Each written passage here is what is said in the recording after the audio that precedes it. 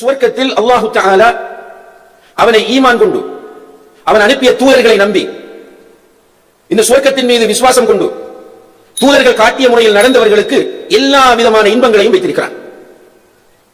எவ்வாறான இன்பங்கள் என்றால், நபிகள் நாயகம் ஸல்லல்லாஹு அலைஹி வஸல்லம் அவர்கள் சொல்கிறார்கள், ஃபீஹா மா லா ஐனுன் ரஅத், எந்த கண்ணுமே பார்த்திருக்காத, லைஃப்ல இந்த உலகத்தில் பிறந்த எந்த ஒரு மனிதனுமே அவனுடைய வாழ்க்கையில் பார்த்திருக்காத இன்பங்கள் இருக்கின்றன. வலா உதுனுன் சமிஅத், இந்த உலகத்தில் பிறந்த எந்த மனிதனுமே கேட்டிருக்காத இன்பங்கள் இருக்கின்றன. வலா ஹதர அலா கல்பி பஷர், எந்த ஒரு மனிதனுடைய உள்ளத்திலும் தோன்றாத இன்பங்கள் எல்லாம் அந்த சுவர்க்கத்தில் நிறைந்து போயிருக்கின்றன என்று நபிகள் நாயகம் ஸல்லல்லாஹு அலைஹி வஸல்லம் அவர்கள் சொல்கிறார்கள். இன்பம் தான் அங்கே சுகம், சந்தோஷம், மகிழ்ச்சி என்பதை தவிர வேறொன்றும் சுவர்க்கத்தில் கிடையாது. சுவர்க்கத்தை படைத்த அல்லாஹ் அந்த சுவர்க்கத்திற்கு 8 வாசல்களை வைத்திருக்கிறான். 8 வாசல் மூடப்பட்டிருக்கும். மலக்குகள் அதற்கு சுவர்க்கத்திற்கு பொறுப்பாக அல்லாஹ் தஆலா ரிதுவான் அலைஹிஸ்ஸலாம் என்கிற மலக்கை நியமித்திருக்கிறார். அந்த மலக்கு எல்லா வாசல்களையும் மூடி பாதுகாப்பாக வைத்துக் கொள்வார், யாருக்குமே திறக்க மாட்டார். நபிகள் நாயகம் ஸல்லல்லாஹு அலைஹி வஸல்லம் அவர்கள் போய் சுவர்க்கத்தின் வாசலில் நின்று அழைப்பு விடுக்கும் போது சுவர்க்கத்திற்கு பொறுப்பான மலக்கு கேட்பார், யார் வந்திருக்கிறீர்கள் என்று. அப்போது ரசூல் ஸல்லல்லாஹு அலைஹி வஸல்லம் அவர்கள், நான் தான் முஹம்மது வந்திருக்கிறேன் என்று சொல்லும் போது அவர் சொல்லுவார், அல்லாஹு தஆலா உங்களை தவிர வேறு யாருக்கு முதலில் திறக்க வேண்டாம் என்று சொல்லி இருக்கிறான், உங்களுக்காக மாத்திரம்தான் முதலிலே திறக்க வேண்டும் என்று அல்லாஹ் எனக்கு உத்தரவிட்டிருக்கிறான் என்று சொல்லி சுவர்க்கத்தின் வாசலை திறந்து விடுவார்கள். ரசூலுல்லாஹி ஸல்லல்லாஹு அலைஹி வஸல்லம் அவர்கள் ஆகிருல் அன்பியா வ அவ்வலு மன் யதுகுலுல் ஜன்னah, இறுதி தூதர், முதலில் சுவர்க்கம் நுழையக்கூடியவர்கள். சுவர்க்கத்திற்கு பல பெயர்கள் இருக்கின்றன. பொதுவாக சுவர்க்கத்தை நாம் அல் ஜன்னா என்று சொல்லுவோம். ஜன்னா என்பதற்கு நேரடியான அர்த்தம் தோப்பு, பூங்கா என்ற அர்த்தங்கள் இருக்கின்றன. உண்மையிலே சுவர்க்கத்தை பார்க்கும்போது குர்ஆனும் ஹதீஸும் சொல்லக்கூடிய அந்த அடிப்படையில் சுவர்க்கத்தை நாம் பார்க்கும்போது சுவர்க்கம் நிறைய மரங்கள், மரங்களும் அற்புதமான மரங்கள், மனிதனுக்கு பலம் தரக்கூடிய எல்லா மரங்களும் அந்த சுவர்க்கத்தில் இருக்கின்றன. அது மட்டுமல்ல, சில மரங்கள் இருக்கும், அந்த மரங்கள் கிளைகளை விரித்து நிற்கும். மரத்தின் அடியிலிருந்து வளர்ந்து சென்று கிளைகள் அப்படியே விரிந்து நிற்கும். அந்த கிளைகளுக்கு கீழே ஒரு மனிதன் நடந்து சென்றால் 100 வருடங்கள் நடந்து செல்லலாமா. அல்லாஹ் அக்பர். அப்படியான மரங்கள். சுவர்க்கத்தில் இருக்கிற எல்லா மரங்களுடைய அடிப்பகுதியை பார்த்தால் தங்கமாக இருக்கும். அல்லாஹ் அக்பர். சுவர்க்கத்தில் இருக்கிற எல்லா மரங்களினுடைய அடிப்பகுதிகள் தங்கமாக இருக்கும் என்று நபிகள் நாயகம் ஸல்லல்லாஹு அலைஹி வஸல்லம் அவர்கள் சொல்கிறார்கள். இப்படியான மரங்களும் பழம் தரக்கூடிய மரங்களும் நிறைந்த இடமாக அது இருக்கும். அந்த மரங்களுக்கு இடையிலே கண்ணியத்திற்குரிய சகோதர சகோதரிகளே, நிறைய ஆறுகள் ஓடிக்கொண்டிருக்கும். ஆறுகள் என்று சொல்லும் போது நாம் பார்த்ததெல்லாம் வெறும் தண்ணீர் ஆறுகள் தான். இந்த ஆறுகளும் கலங்கல் நீரோடு சில நேரம் வரும், ரசிக்க முடியாமல் சில நேரம் இருக்கும். ஆனால் சுவர்க்கத்தில் இருக்கிற ஆறுகள் பல்வேறு விதமான ஆறுகள். தண்ணீர் ஆறுகளை பொறுத்தவரையில் மின் மாஇன் கைரி ஆசின், கலங்காத நீர், கண்ணாடி போன்ற அந்த நீர் இருக்கும். மது ஆறுகள் இருக்கும், பால் ஆறுகள் இருக்கும், தேன் ஆறுகள் இருக்கும். இப்படியான பல ஆறுகள் அந்த மரங்களுக்கு மத்தியிலே ஓடுகின்றன. கொஞ்சம் அப்படியே உங்களை இந்த சுவர்க்கத்தை நோக்கி அழைத்து வாருங்கள்.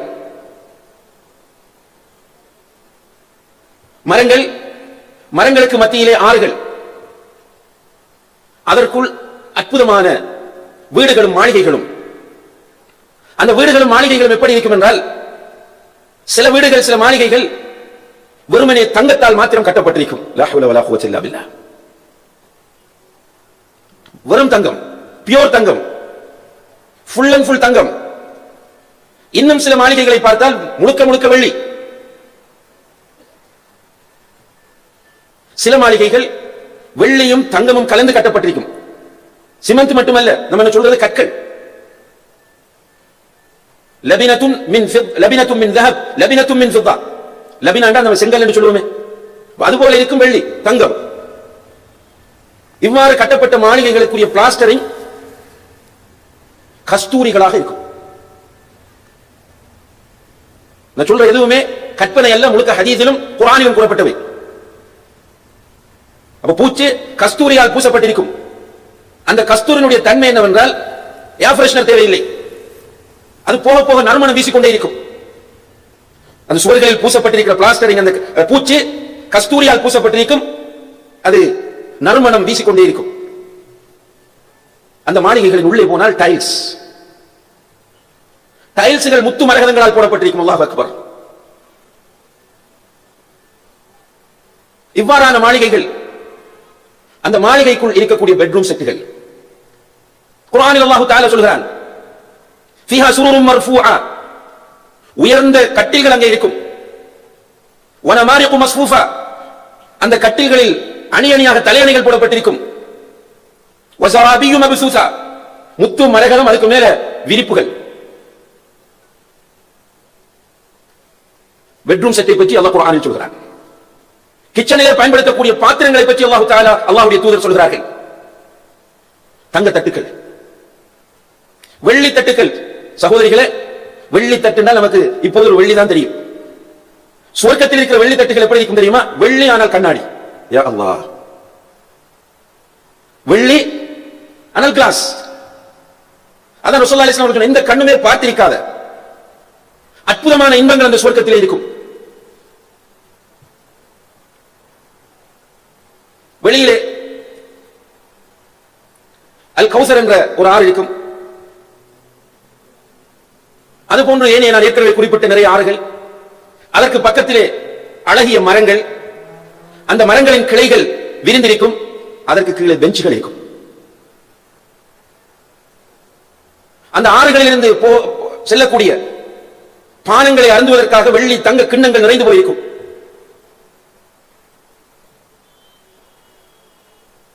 தோப்பு, பூங்கா, பலவிதமான மரங்கள், தங்க வீடுகள், வெள்ளி வீடுகள், தங்கமும் வெள்ளியும் கலந்த வீடுகள், வீட்டின் உள்ளே இருக்கிற இந்த அற்புதமான பர்னிச்சர்ஸ்,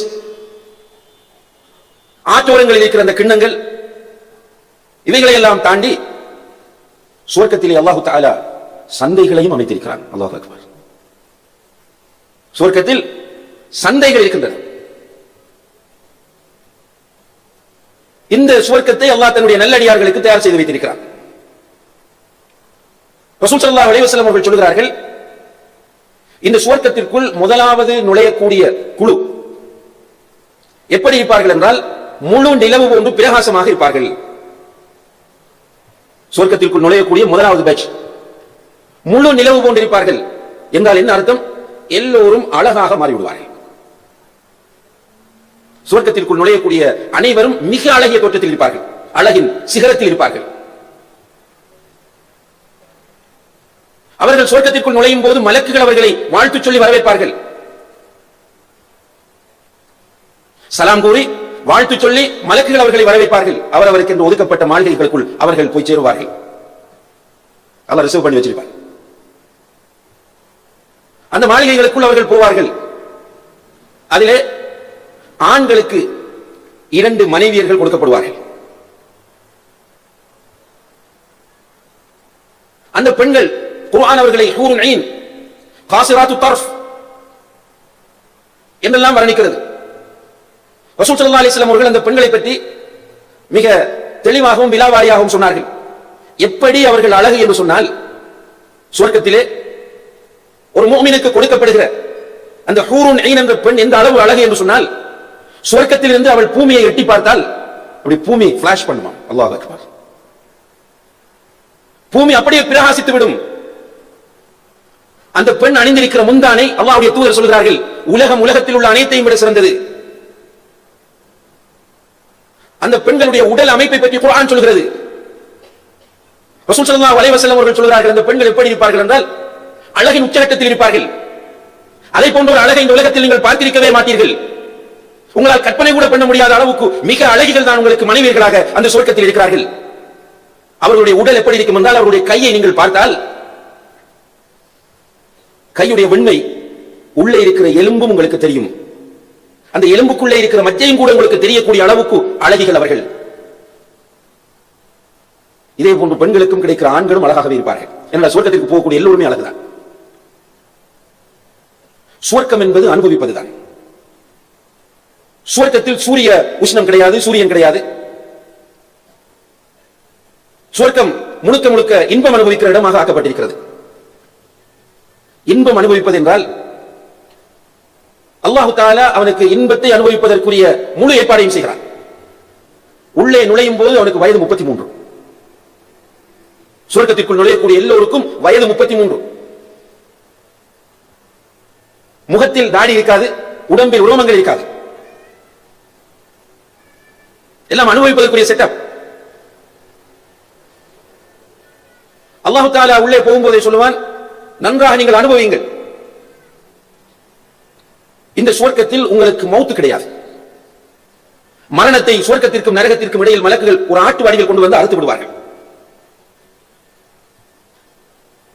நரகத்தில் மௌத்து கிடையாது, சுவர்க்கத்தில் மௌத்து கிடையாது.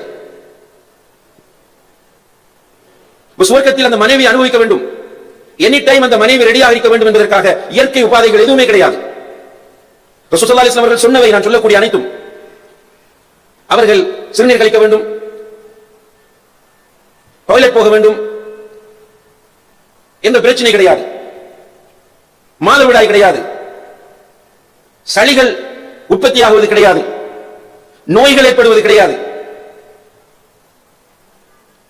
மிக ஹெல்த்தியாக, ஆரோக்கியமாக, இளமையோடு என்று இருப்பார்கள்.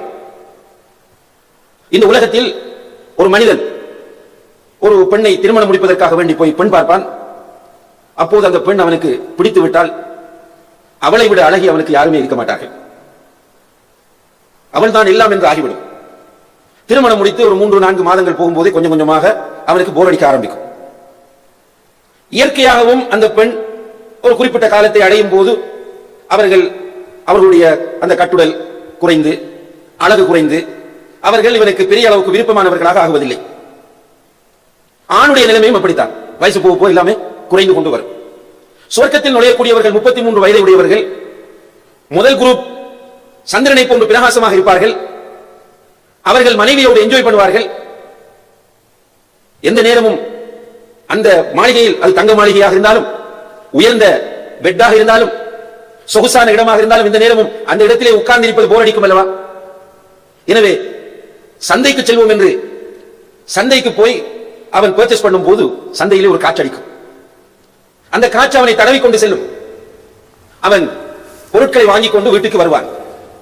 மனைவி பார்த்துவிட்டு சொல்லுவார், மாஷா அல்லாஹ், நீங்கள் போகும்போது இருந்ததை விட உங்களுடைய அழகு அதிகரித்திருக்கிறது. இதெல்லாம் யதார்த்தம். இந்த உலகத்தில் கணவனுக்கு மனைவி போய் சொல்வது, மனைவிக்கு கணவன் போய் சொல்வது போன்ற நடிப்பு கிடையாது.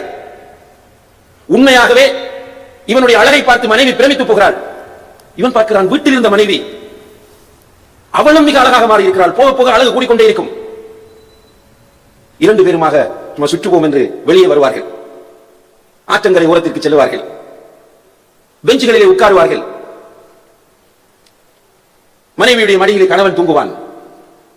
இனிமையான குரலிலே அந்த மனைவி பாடல்கள் பாடுவார். இந்த உலகத்தில் யாராவது நல்ல முறையில் வாழ்ந்தால் மனிதனுக்கு காழ்ப்புணர்வு வந்துவிடும், பொறாமை வந்துவிடும். அங்கே அது கிடையாது. வனஸஅனா மா ஃபீ சுதூரிஹிம் மின் கில்லின், அவர்களுடைய உள்ளங்களில் உள்ள அனைத்து கசடுகளையும் நாம் எடுத்து விடுவோம். எல்லாரும் பியூரா தான் பார்ப்பாங்க. சிரிப்பு யதார்த்தமான சிரிப்பாக இருக்குமே தவிர உள்ளத்தில் வஞ்சகத்தை வைத்துக் கொண்டு உதட்டினால் சிரிக்கிற சிரிப்பாக இருக்காது. இப்படி சோடிகள் அங்கும் இங்கும் போய் வந்து கொண்டிருப்பார்கள். கணவனும் மனைவியும் பெஞ்சிலே உட்கார்ந்து இருக்கிறார்கள்.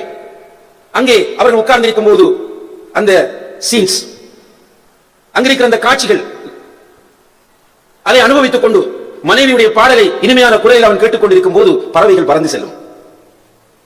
2 பேரும் நினைப்பார்கள், அல்லது ஒருவர் நினைப்பார், இந்த பறவையை ஃப்ரை பண்ணி சாப்பிட்டால் எப்படி இருக்கும் என்று. உடனே அந்த பறவை ஃப்ரை ஆகி அவர்களுக்கு முன்னால் வரும். அந்த பறவை ஃப்ரை ஆகி முன்னால் வரும். மனைவியுடைய மடியிலே படுத்துக் கொண்டு பழங்கள் நிறைந்த மரத்தை நிமிர்ந்து பார்க்கிற இந்த மனிதன், இதை சாப்பிட்டால் எப்படி இருக்கும் என்று நினைக்கிற போது அந்த மரத்தின் கிளைகள் வளைந்து அவருடைய வாய்க்கிட்டே வரும். யா அல்லாஹ். இது மட்டுமல்ல, அங்கே அவர்கள் பார்க்கிற அற்புதமான இன்னும் ஒரு காட்சி என்னவென்றால், அங்கே சிறுவர்கள் சுற்றி வந்து கொண்டிருப்பார்கள். அல்லாஹ் சொல்கிறான் நபியை பார்த்து, நீ அவர்களை பார்த்தால் என்ன நினைப்பீர் என்றால் முத்துக்கள் என்று நீ நினைப்பீர். அந்த அளவுக்கு அழகிய சிறுவர்கள் அங்கே ஓடி வந்து கொண்டிருப்பார்கள், விளையாடி கொண்டிருப்பார்கள். இந்த சுவர்க்கத்தில் உள்ள இன்பங்களை அனுபவிப்பதற்கு நமக்கு தரப்படக்கூடிய கெப்பாசிட்டி, இந்த உலகத்தில் எல்லாம் ஒரு குறிப்பிட்ட அளவு சாப்பிட்டோம்னா முடிஞ்சலாம். எல்லாமே ஒரு லிமிட். ரசூலுல்லாஹி அலைஹி வஸல்லம் அவர்கள் சொல்கிறார்கள், சுவர்க்கவாசிகளுக்கு அல்லாஹ் அங்குள்ள இன்பங்களை அனுபவிப்பதற்காக வேண்டி தெளிவாகவே சொல்கிறார்கள், உண்பது, குடிப்பது, இச்சை கொள்வது, உடலுறவு கொள்வது போன்றவற்றில் ஒவ்வொரு மனிதனும் 100 பேருடைய பலத்தை கொடுக்கப்படுவான். என்ஜாய் பண்ணு. சுவர்க்கம் என்பது இதுதான் சகோதர சகோதரிகளே. குர்ஆனும் ஹதீஸும் சொன்ன ஒரு சின்ன ஒரு பகுதியை உங்களுக்கு இந்த இடத்தில் நான் கொண்டு வந்து காட்டியிருக்கிறேன்.